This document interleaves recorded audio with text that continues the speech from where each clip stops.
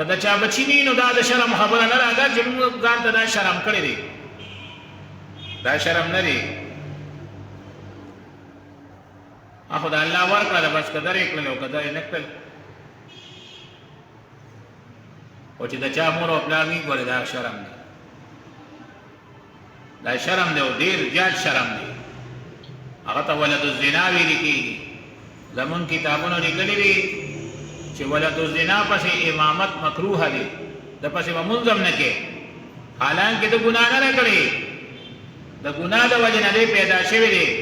خو بیا هم داسې کس ته په معاشره کې خلک سپک ګوري او چې کوم سړي ته خلک سپک ګوري هغه پسې به د جمع مونځ نه کوي جمع ته به هغه کس مخکې کوي چې هغه په معاشره کې یو قدرمن شخصیت وي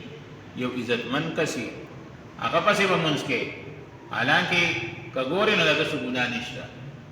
خو نشته خو معاشره کې خو داسې کس ته څوک عزت نه ورکوي که نه نو چې نه ورکوي نو دغه ځای ته د دې نه وړاندې کېږي نو مور او پلار چې د چا نه وي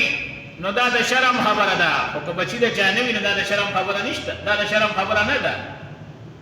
د ډېرو عزتدارو خلکو بچي نشته نو ولې هغه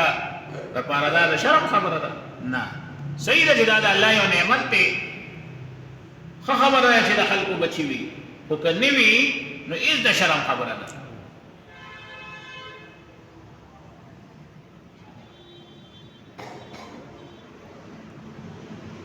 آدم علیہ السلام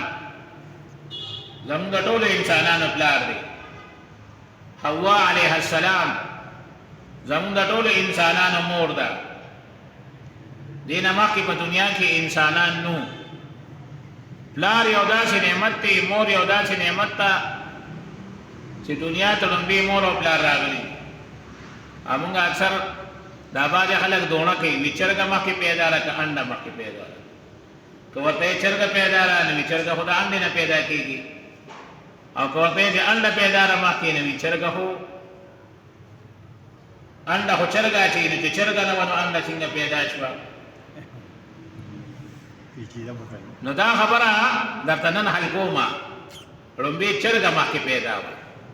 ځکه مور او پلار دنیا ته مخکې راځي انډه خو د چرګې اولاد کې راځي ځکه د هغې نه اولاد راوځي د هر یو شي مور او پلار دا دنیا ته لومبې راغلي دي ښه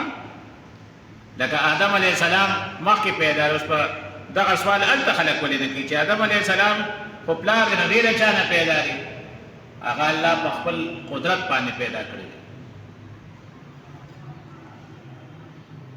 نو که مور او پلار یو نعمت نه وي نو لومبې به دنیا ته الله مور او پلار رالېږلې نه دنیا الله د مور او پلار نه روانه کړې ده